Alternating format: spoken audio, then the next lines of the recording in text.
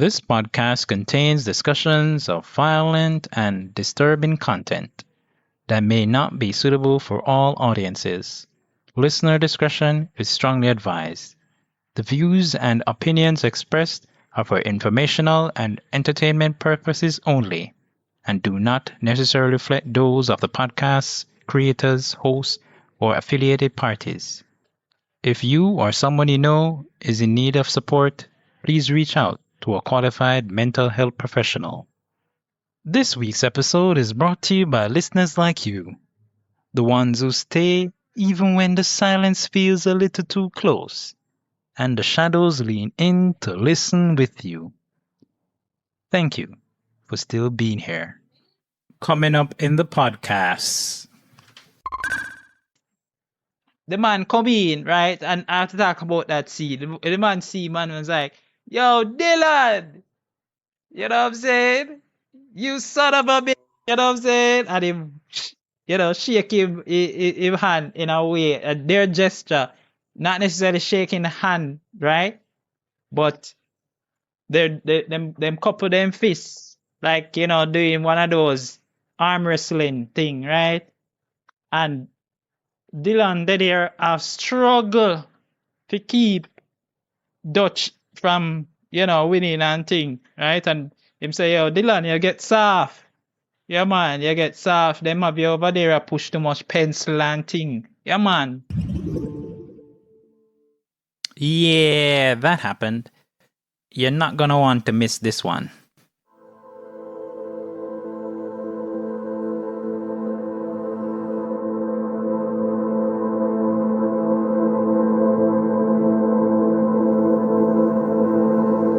Prepare for warp speed as we embark on a voyage through the vast expanse of science fiction in movies and television series.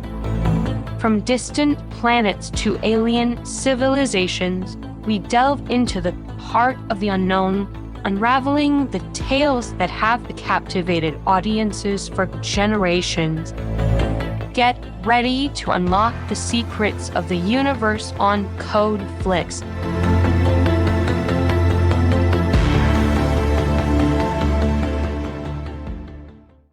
Welcome to CodeFlix, where we analyze sci-fi and fantasy TV shows and movies through the lens of reality. I'm your host, Andre Bonner, and today I unpack Predator, hunting the ultimate hunter in the jungle.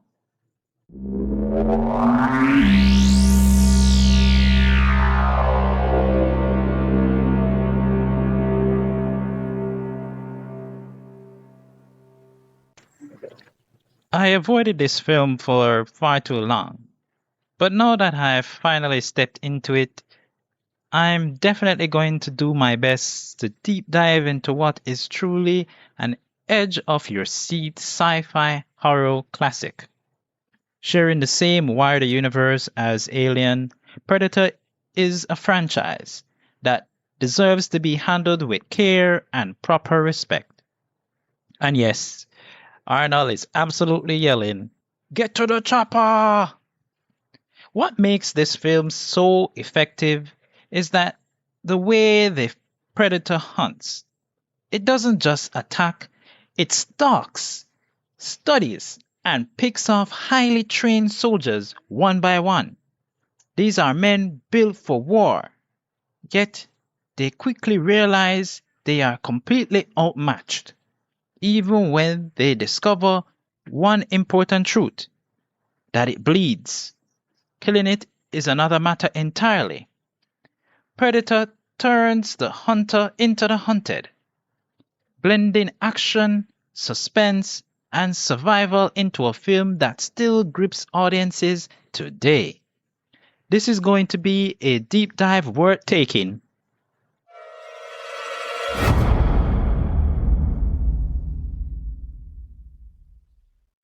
Predator is a 1987 American science fiction action horror film, whole heap of genres, right? Together. Directed by John McTiernan and written by brothers Jim and John Thomas.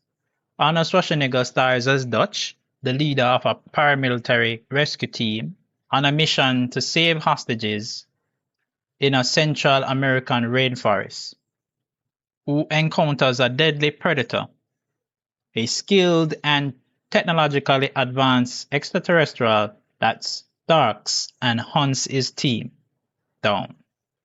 The film also features Elpida Carrillo, Carl Weathers, Richard Chives, Sonny Lanham, Bill Duke, Jesse Ventura, and Shane Black. Predator was written in 1984 with a working title of Hunter. Filming ran from March to June of 1986, with creature effects devised by Stan Winston and a budget of around $15 million. 20th Century Fox released the film on June 12, 1987 in the United States of America, and it grossed $98 million worldwide. International reviews were mixed, but the film has since been considered a classic of action and science fiction genres and one of the best films of the 1980s. Damn right. And was nominated for an Academy Award for Best Visual Effects. The success of Predator inspired a media franchise of films, novels, comic books, video games, and toys. It spawned 6 additional films: Predator 2, 1990, Predators, 2010, The Predator, 2018, Prey, 2022, Predator Killer of Killers, 2025, and Predator Badlands, 2025. Crossover with Alien franchise produced Alien vs. Predator film series, Alien vs. Predator 2004, and Aliens vs. Predator Requiem 2007. Schaefer would return in the video games Alien vs. Predator 1994 and Predator Hunting Grounds 2022, with Schwarzenegger reprising his role in the latter.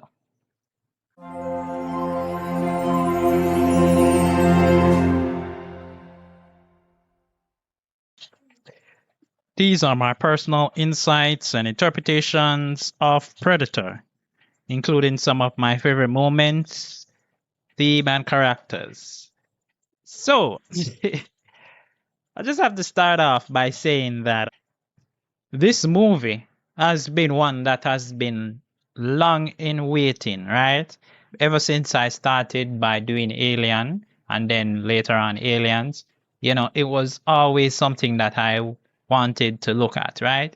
Especially because it is in the same sci-fi universe, right?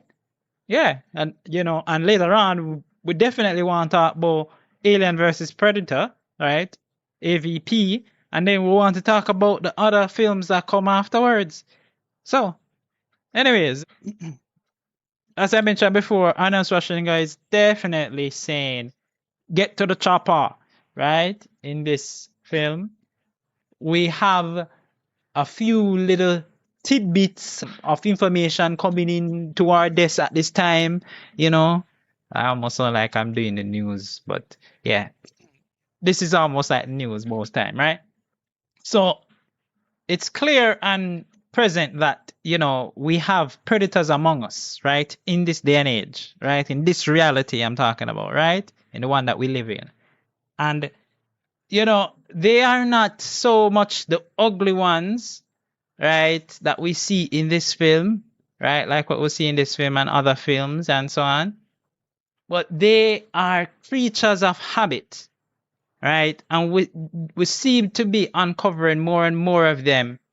And that is great, right? I have to say that off the bat, right? And it's only because of people coming forward about, incidents and events and situations, right? People not being afraid anymore, right? People taking a stand, right? And if you listen to this podcast, this is what this podcast is trying to get across. People taking a stand, recognizing the things that are happening in the sci-fi genre, the vast movies and TV shows, and recognizing that, hey, we can do something about it because reality has some level of control. Now, I mean, there are many things that stop us at times, right? And especially on a day like this that I'm doing the podcast, that I can say that things are making the movements that are being made by people, right, are just continuing to inspire, right? So I just wanted to say that, and I'm prefacing it because I'm doing this film, The Predator, right? So without further ado, let's get into the deep dive. So the opening scene, right, we see some kind of object in space, right? We don't even get to identify it good because the whole premise of this thing is that the predators, they have mastered the advanced technology of adaptive camouflage, right? And I say adaptive camouflage, and just to give you an idea for the people who don't understand, regular camouflage is just something that can hide you in one specific circumstance or location, right? But adaptive camouflage is able to hide you adaptively. So it can change based on wherever you are. So wherever you are, you fit in to the background of your environment, right?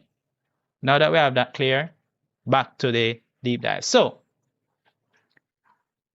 we basically get the whole premise of them being able to do that from that one little thing, which was a great little piece to add at the beginning of the film, right? Then we get to understand that Dutch, who is a elite paramilitary commander, him have a rescue team, right? Then basically a skill set of mercenaries and thing, these guys, yep, you send in when time SEAL Team 6 or the MI5 version is, I don't remember. And you have the Russian version of them. So basically, when the highly skilled one, them where you can think of, feel these men are these group of individuals are the ones that you call for in those circumstances, right? So you have a skilled mercenary called Mac Elliott, right? Explosive expert Pancho Ramirez, Macho Blaine Cooper, expert tracker Billy Soul, and a jokester Rick Hawkins, right? And they are tasked with going in and rescuing a local cabinet minister whose helicopter was shot down, right, in the middle of the Central American jungle, right? Now, Dutch meet up with him Vietnam War ally Al Dillon, who now they are the CIA, right, as an agent. So the man come in, right, and I have to talk about that scene. The man see man was like, yo, Dillon! You know what I'm saying? You son of a bitch! You know what I'm saying? And him, shake him hand in a way, their gesture, not necessarily shaking the hand, right? But them couple them fists, like, doing one of those arm wrestling thing, right? And Dillon did here a struggle to keep Dutch from, winning and thing, right? And him say, yo, Dillon, you get soft. Yeah, man, you get soft. Them have you over there push too much pencil and thing. Yeah, man. So, them go in now and thing, and the team find the helicopter wreckage, right? And them even find some traces where the guerrilla soldiers then, because them they believe that some guerrilla soldiers them did, I do the thing and whatever, And then them say, now their viewer, disclaimer, right? Even though I added the disclaimer already, they see 3 skin corpses hanging high in the trees nearby. Yeah, man. Them says, 3 smarty skin up. Yeah. Dutch now him identify the cops them now as some green beret, right? And based on where him see, them personal effects and so on where him see. And him even now become suspicious of Dillon's intentions because him learn say the helicopter was outfitted for surveillance and thing. So obviously they already knew or they already had sent a team in and now they must send in another set of people. So basically what they might try to say is that them people are expendable. So Dutch and him whole team expendable. So Dutch realize that now and realize say him bridging or him ally when him did know. And I see him bridging we ain't have anymore. He can't trust that nigga yeah. Right? And I can say nigga because I'm a nigga. But you know what I'm saying? This is something, that really hits at the core of these films. But it shows you that, you know what I'm saying? Something not going right or so, right? Now, anyways, then decide to go in now and attack the gorilla camp, right? So, Dutch and him team being a highly trained, skilled team, you know what I'm saying? Them make them moves, and thing, right? With Dutch doing something that I thought was a bit crazy, right? And obviously the whole lab team never expected, but that's a part of the whole strategy, right? Is to do something unexpected. Him lift up, them have one old car, right? One old van, the gorilla camp there. And when then take up when he lift it up and let it go, make it roll down the hill and thing, and there was some explosives that were laid in it. So when one of the soldier them jumping at the gorilla soldier then jumping at for stop it from moving down, or get it anywhere. By the time he reach down into the camp and mash up one of the place there, it just blow up. You know what I'm saying? I just thought that was just crazy, right? Now them take out everybody and then them grab, the hostages them and thing, right? Now they find out say one of the hostage is a CIA agent, right? Now Dillon him have to come clean this now because something not right there. So him admit say boy the cabinet minister they tell lie, right? To convince Dutch, right? Because Dutch no like to use him team for do assassinations, right? So basically those so-called guerrilla soldiers turned out to be Soviets, right? And what they did was that they eliminated a camp of Soviets, right, who were basically planning an invasion, right? So Dillon now him have to also tell them now say the original mission is that the team, the Green Berets them, where they disappear, it was there to come and find them, right? So Dillon take one of the surviving gorilla who named Anna, right?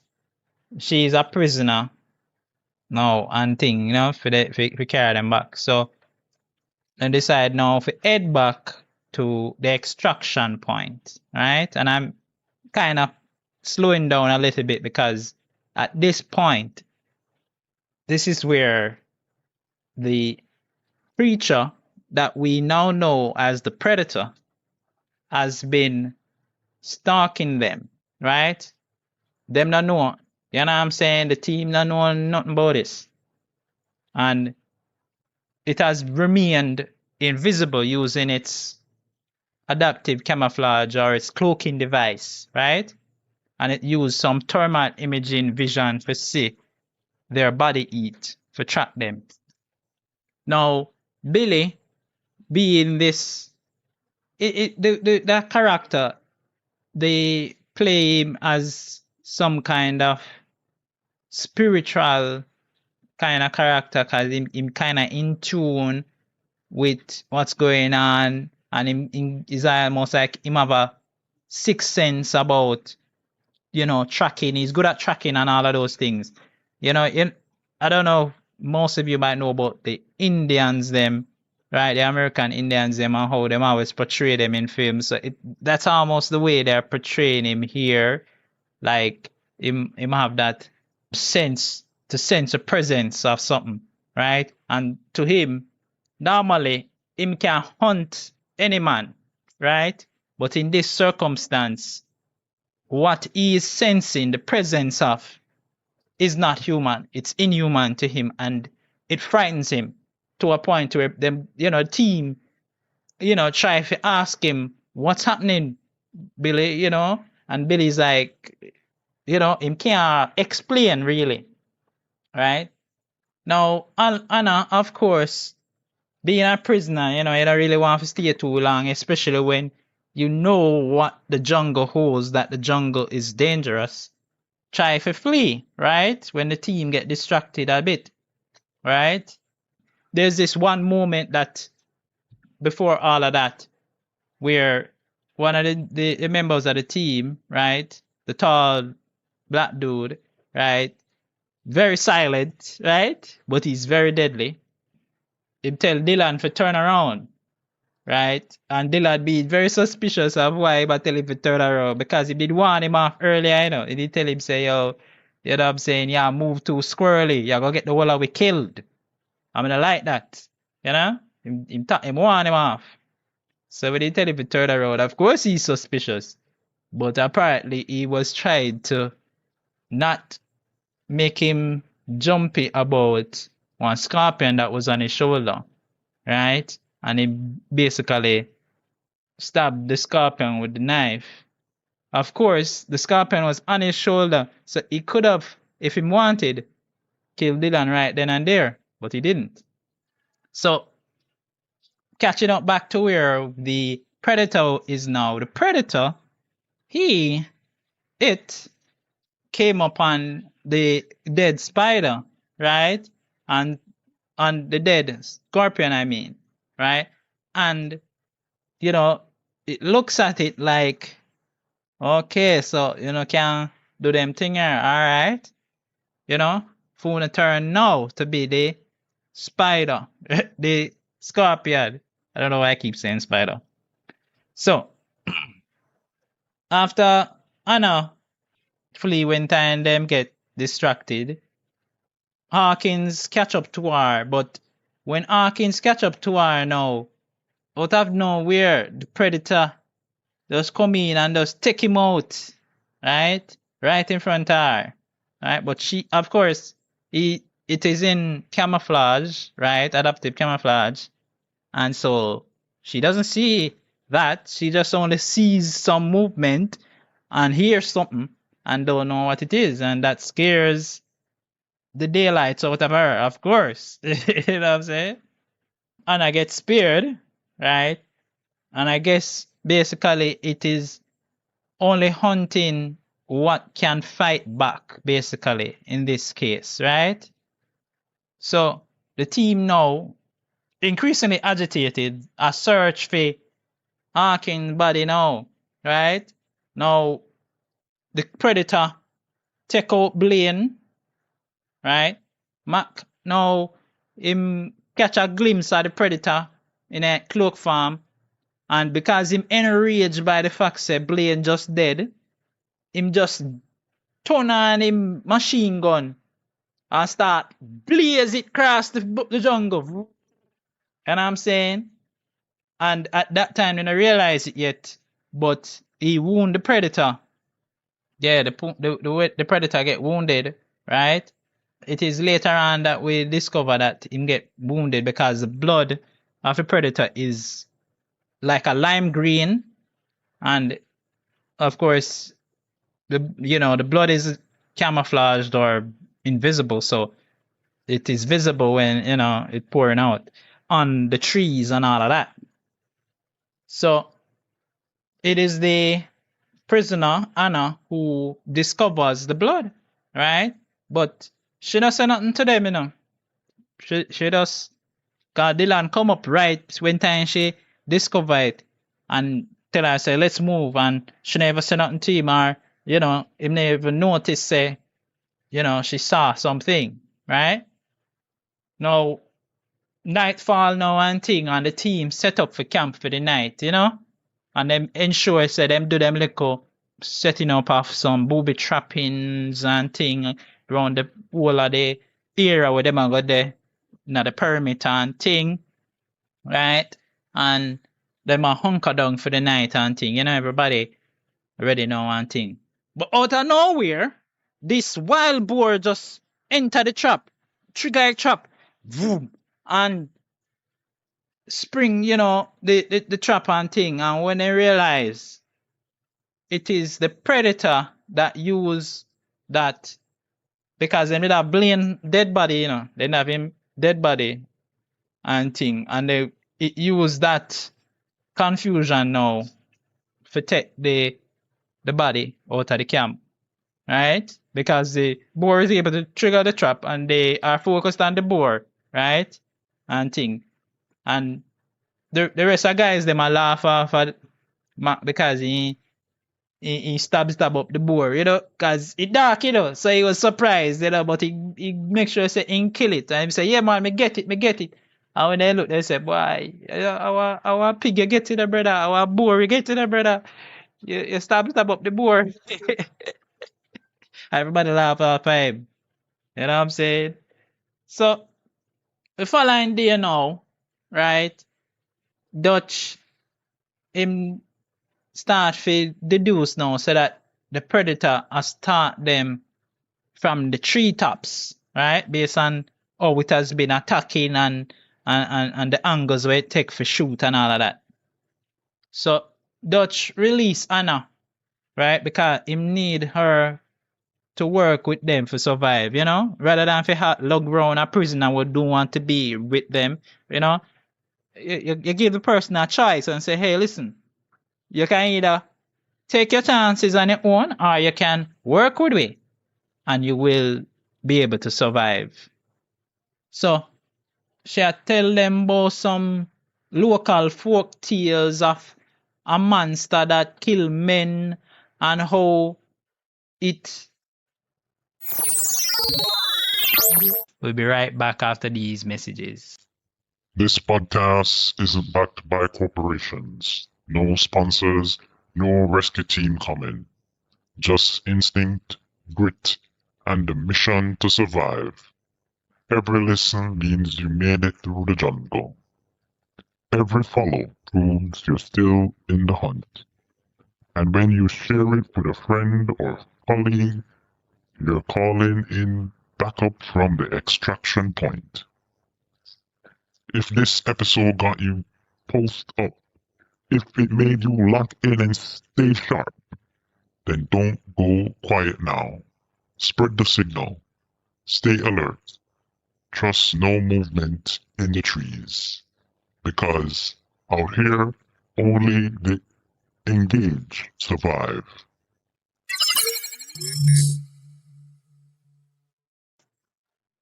Take the trophies of the man them corpse, right? And it seems to happen around the time of the year when the weather is the hottest. So the team now, them booby trap the roof, the treetops them to force the predator into a net and thing, right? It works enough for a little short time, but they get outmaneuvered, right, by the predator, the escape, and then Pancho get injured, right? Mac and Dillon, them end up have to take refuge in a one place and thing, right? Them start the predator, separately they were stalking the predator, and then Mac sees Dillon, and he basically do one of them moments there when, is a fake out, like a fake out horror moment.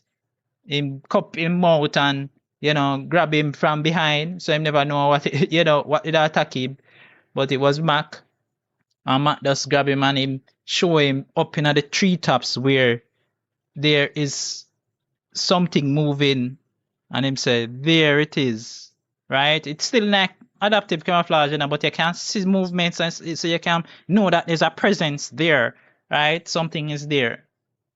So, of course, Mac wants to get this thing because he wants to, make amends for what happened and thing, and Dillon himself, I said, boy, yo, me carry everybody in this now, he might think about it, and I said, boy, me carry everybody in this, so me want to also be there. So the two of them decide to work together now. But alas, they are not enough for the Predator. Predator just take them out, right? First him take out Mac in a very gruesome way with a blast through his skull, right? Because Mac was right. Mac was so close to the Predator, Him could have just, get him, but then the Predator, I guess, sensing his presence using the thermal thing there, right? The thermal, because he's wearing a mask that allows him to be able to see things in thermal, right? But overall, it is able to only see in thermal. But yeah, at that point, that's what's happening. That's what we see. And, that, of course, enrages Dillon now. And Dillon himself get killed by the Predator soon afterwards. Now, his last act, that is Dillon, his last act was to be shooting wildly while him, so him cry out when time the Predator use, I guess there's some kind of knifing tool it has in its hand, and it just, spear him with it and lift him up in the ear, and he make a noise so everybody heard, right? That's the rest of guys, Dutch, Anna, right, who are fleeing, Billy and Pancho. So the Predator, him soon catch up with the survivors, right? Him kill Billy and Pancho. Anna realizing, say, boy, they gone just like that. Decide to take up a gun. But Dutch is like, no, they want her to shoot at the Predator and kick out the gun out of her hand. And he decides to shoot at the Predator. And when he must shoot at the Predator return fire and he end up a ground, right? But he is not badly wounded as the rest of them, right? So Dutch basically realized, say, boy, the Predator only consider you a threat if you attack, right? So Dutch want Anna, right? And tell her to run off to the extraction point. Now Dutch distract the Predator, right? Before him go running and falling off of one cliff into a waterfall, right? And that wash him all the way down to one muddy shore, right? So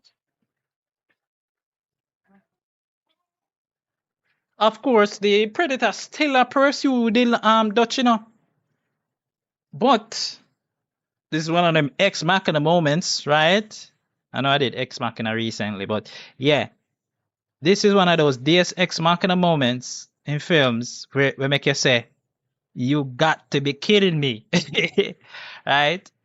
So Dutch is able to go unseen because when he come up out of the muddy shore, him completely mud up, right?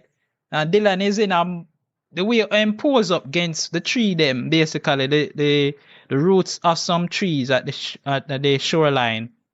The Predator could have just come there and just done him, right? So him not see him because he's mudded up, right?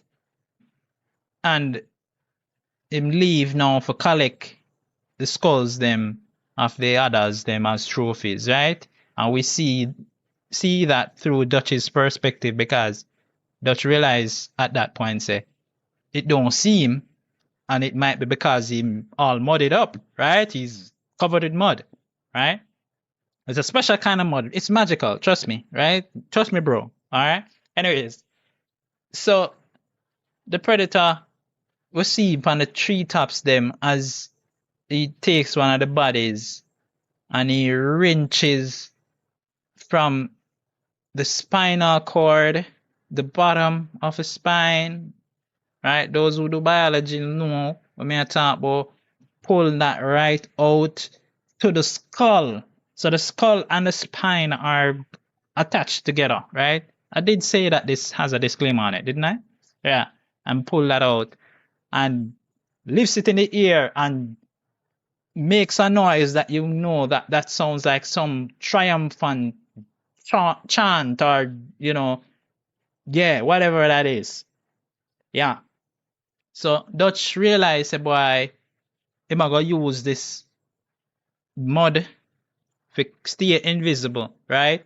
So, of course, him have some reason for avenge him team. So, what does Dutch do? Him create some makeshift traps because him not have much weapons again, and thing, and him not have him bullet them down and all, and you realize that not gonna really work against this creature, right? This predator. So, as nightfall, we see that he's able to finish the trap them. He make some different things and so on, and him cover himself from head to toe with mud, right? And then he makes out, because the predator had made a war cry right before, so he make theme war cry now that basically lure in the predator now, right, towards him. So Dutch Dedian is like him when I time there in hold on to one tree and I watch the predator. I watch for the predator to come. Him not see predator yet. And then I guess he must sense it behind him. It's just behind it, and it basically come down and I check the location, the very location Dutch is in, and don't see him. Right?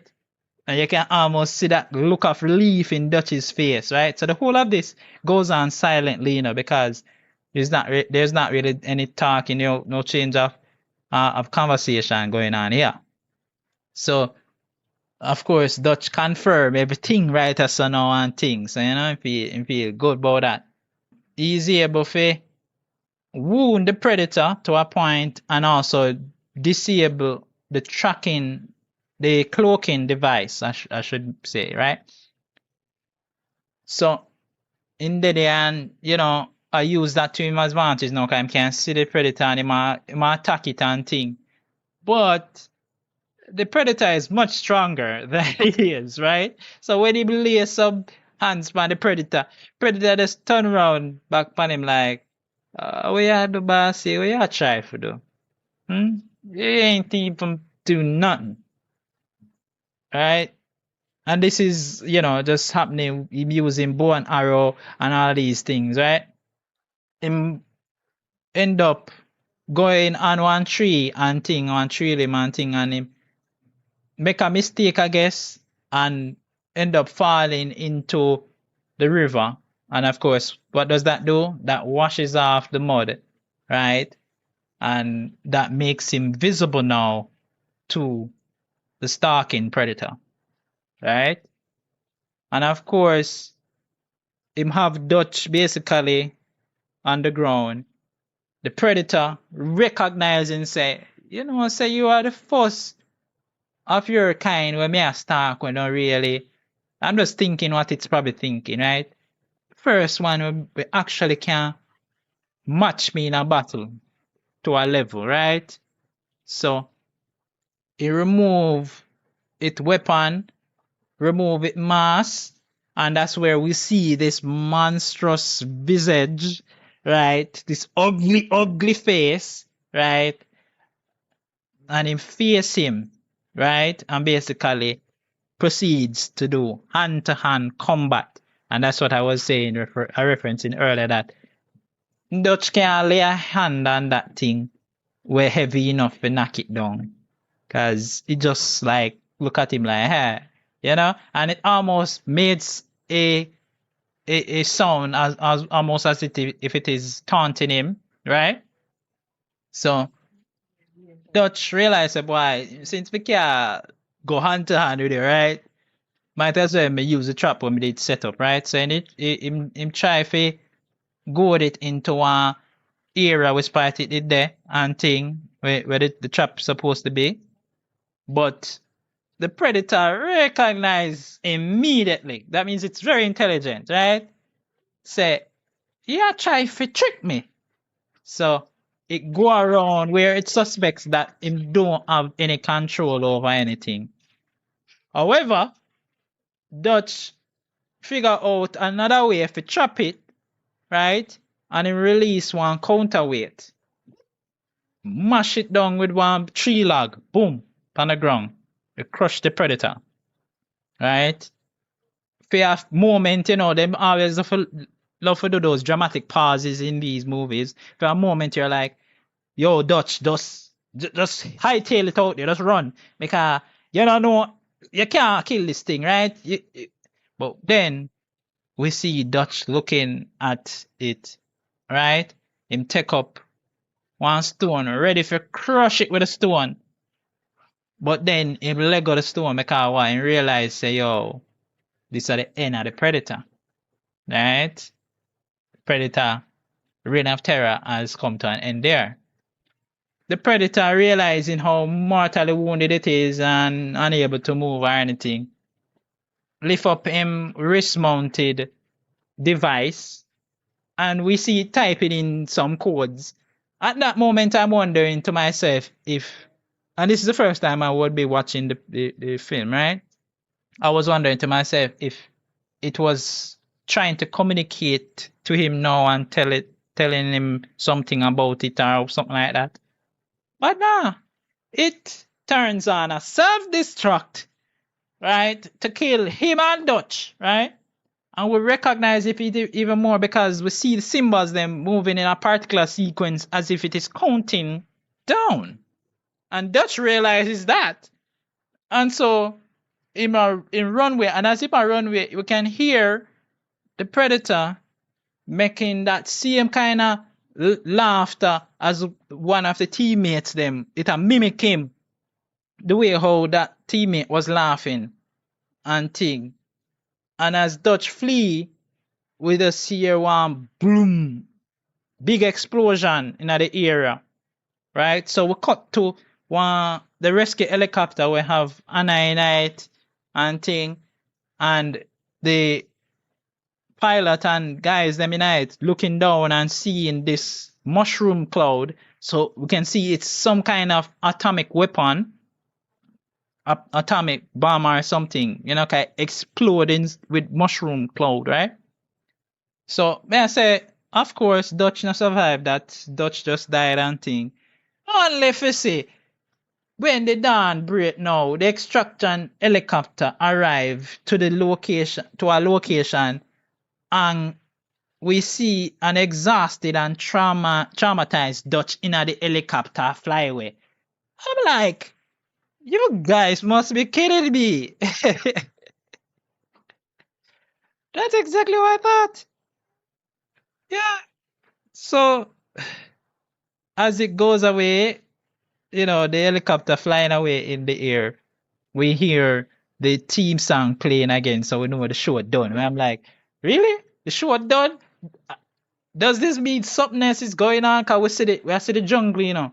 And so when I say, I wonder if something else is going on. And I would have been watching this, you know, knowing that there were other films, not knowing what was in the other films, you know, but watching this now, you know what I'm saying, and really recognizing it, that there was something else going on. But those are my insights and interpretations of this film. I hope you liked it. I did enjoy, you know, just watching this film and also talking about it just now, you know, and all of the little elements, the characters, them, you know, and the whole theme of this film just makes us think about the fact, say, why, you know, predators are definitely very strong, them powerful, right? But as one of the characters from the film said, if it bleeds, we can kill it. It may not be easy to kill it, right? And it may take a few bodies, but we can get it done.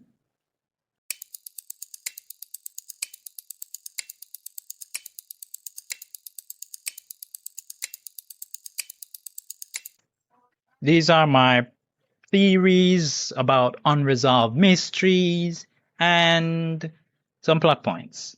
So obviously, I always preface these films that end up to be a franchise as working theories, or the ones that might still be unresolved even after all this time, right? So, Dutch's team go in and rescue some hostages and then eliminate a guerrilla base. See? But then them discovered that the site is booby-trapped and they are stalked by an unseen force. Blaine dies first via spinal laser. Matthew finds skin bodies. Right? The predator reveals itself through cloaking glitches and targeting armed combatants, right? Now the team start drop like fly, right? That's Hawkins, Ventura, Pancho, right? And Dizzy, right? Let's kind of mix it up a little bit. Now Dutch confirms the creature is a brutal and creature, and through a combat, using him mud camouflage, him barely survive, right? After one self-destruct nuke, right? Him end up get rescued by the CIA agent extraction team, right? After all of them things there. So, as I mentioned before, you have several other films that follow up.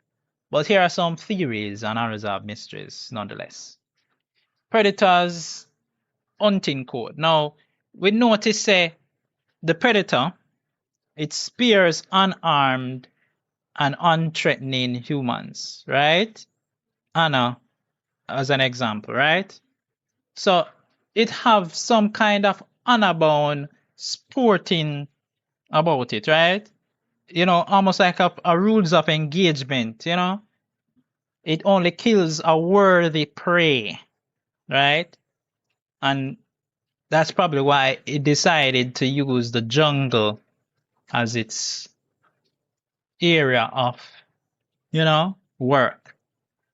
Number 2 is the cloaking tech origins. So it seems to have a self-healing plasma caser, right? Laser targeting, far beyond what human tech is possible to have, right?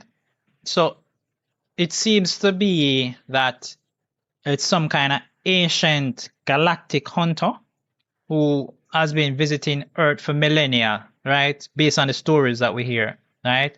And the fact that it have some hieroglyph something in the other sequel and thing. It's kind of, spoil it a little bit. But yeah, watch the rest of the films and then we can come back and we can deal with that part. Arrival method. So it, come in early and it have a cloak ship, right? Which I mentioned in the beginning of the film. They would have had that. And it scouts and it have this kind of ritual hunt kind of thing to it, right?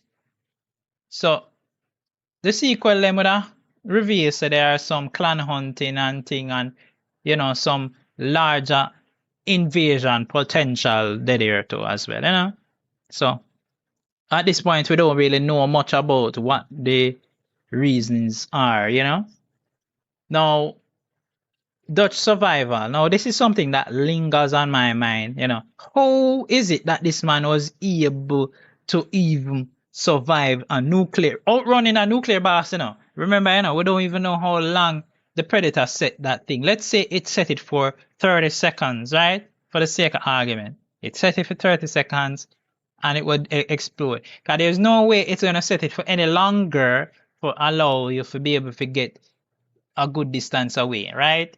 So let's just say for the sake of argument, How did Dutch survive a nuclear blast in a jungle surrounded with trees? I mean, it's a blast, debris and everything there. If you don't get killed by the direct blast, the debris alone, I go down here. Yeah, right? Then, even after that now, the psychological scars them must be immense. And we see the portrayal in the character, right? Because the fact that him just look, wide-eyed at the end, it was like, is there anybody home? Knock, knock. Him just look out of it, right? And soldiers have gone through PTSD, have shown, the kind of life that they go back to, that it's not easy to integrate again, right? And you have to go through rehab and you have to go through one bag of things. And that's only if you choose to, because if you don't, right, you don't feel like anything wrong with you, you're not going to choose it. Yeah? So definitely that is something that we're going to have to see in the other films. So share your theories, whether you agreed with my theories or whether you thought that, the fact that we spoil some of the thing then wasn't a good thing. Let me know in the comments.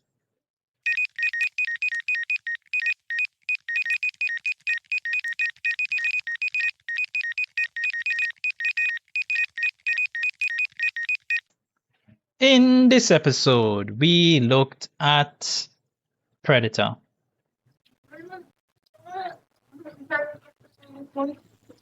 Hunting the ultimate hunter in the jungle. And as I would have mentioned earlier, it took me too long to do this film. I should have, stacked it up next to Aliens at some point, try to figure out how to get it in the schedule and so on. But alas, we are here. And what we can basically take from this film is that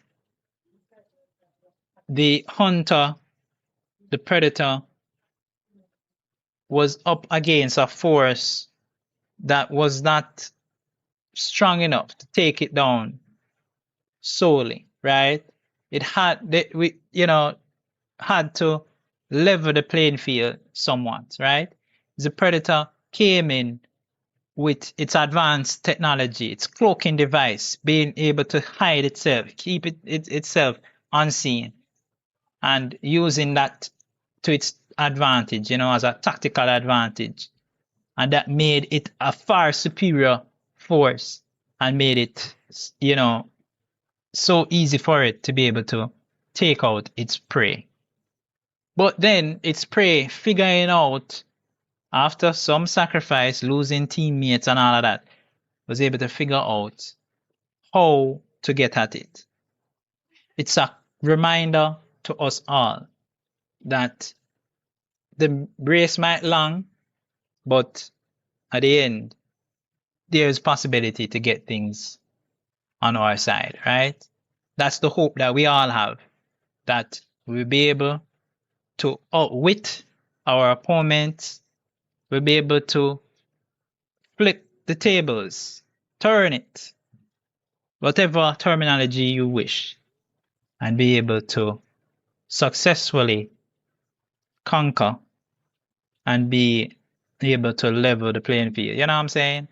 It's so poignant a point, and so I want to get it home to those who might be able to listen, that reality sometimes don't work out the way we expect. But if we work at it, if we try to look at all the ends, we can figure it out. Right? That is it. And that's the wrap on this episode. We've crossed another milestone, and now the mission continues as we set our sights on 2,000 downloads. If you enjoyed the ride, be sure to follow, like, and share. Thanks for listening, and we'll catch you in the next one.